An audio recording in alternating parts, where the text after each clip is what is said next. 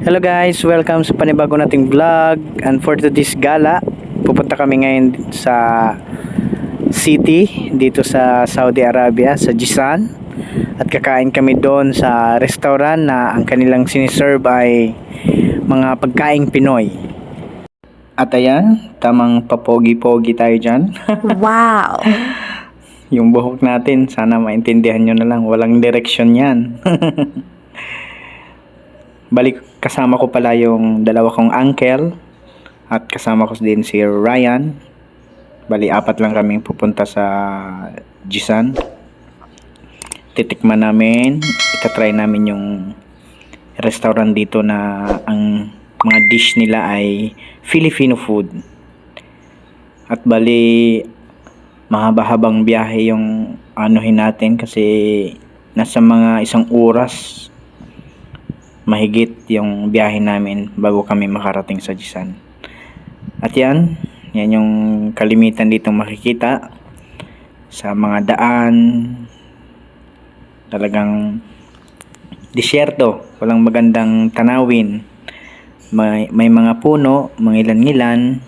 At habang nasa biyahe, tamang kwentuhan lang, cellphone kasi yun lang talaga yung magiging libangan mo. At bali, ito yung pinaka entrance gate ng company namin. Yan. Picture. Yan talaga yung nakikita lang talaga dito, yung mga ganyang design ng mga bahay, disyerto, wala talagang magandang tanawin. At ang nakaganda din dito ay napakaluwag ng daanan nila sa mga sasakyan at very disiplinado sila sa pagdating sa traffic violation. Talagang sinusunod talaga nila, kaya napakaganda din dito.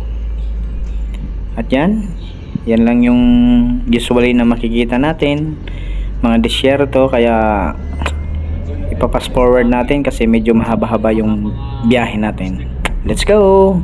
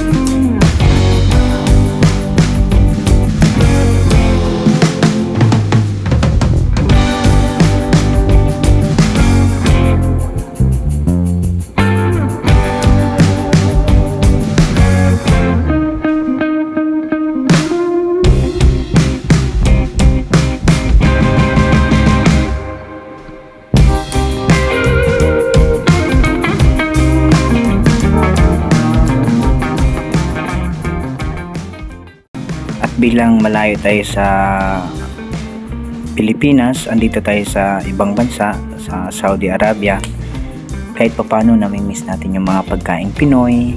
At once na makakatikim tayo ng mga pagkaing Pinoy ay laking kabawasan sa pagka-homesick dyan sa Pinas. Kaya dadayuhin namin ngayon yung restaurant na ang kanilang mga dish ay mga Filipino food. At alam nyo din ba, dito sa Saudi Arabia ay dito rin matatagpuan yung pinakamaraming OFW na Pinoy. At ayan, andito na tayo sa Seagull Restaurant.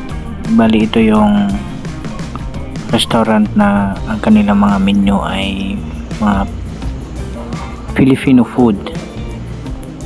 Yan, kung makikita nyo, may shrimp, sinigang na bangus, sinigang na beef, grilled shrimp, grilled chicken, chicken apritada, beef caldereta, tapos soft drinks, halo-halo. At yan, order tayo yan mamaya dahil na-miss din natin ang mga pagkain na yan. Meron din dito silang mga chicken at chicharon, tapos salted peanut. Ito bali 6 real. Tapos meron din silang salted peanut pa rin, pero 4 real lang niya siya. At bali ito na, dumating na yung order namin. Ang in-order pala namin ay ito, beef na may gata. Yun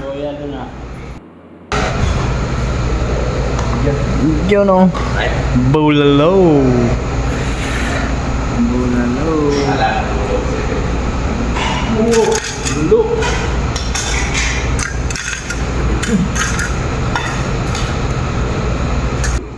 At ito may pansit din.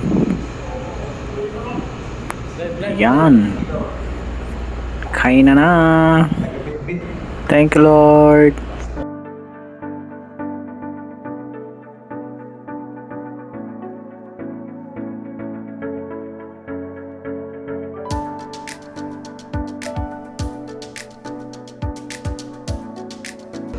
At ito, medyo nahuli. Pusit, adobong pusit. Yan. Nilagang baboy. Bicol Express. Pansit. Adobong pansit. Wala pa yung pusit.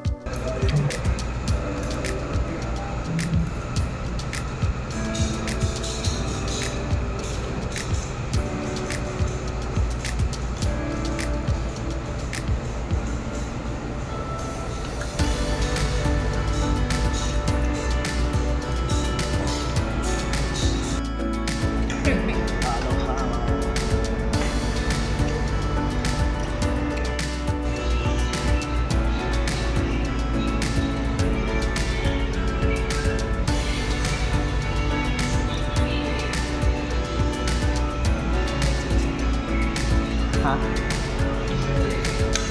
Amoy insenso? Oo nga, amoy insenso.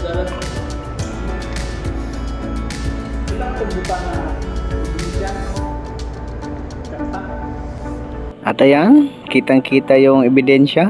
Sold na sold. Thank you, Lord. Sa ulitin, talagang nakakamiss ang mga pagkaing Pinoy. Kaya grab talaga namin yung opportunity dito sa Seagull Restaurant para makatikim ulit ng pagkaing Pinoy kasi medyo matagal-tagal pa tayo makauwi. At yan, tamang biyahin ulit pauwi. Thank you for watching. Follow for more. God bless. Shout out sa mga kababayan natin dito sa Saudi Arabia. Bye bye.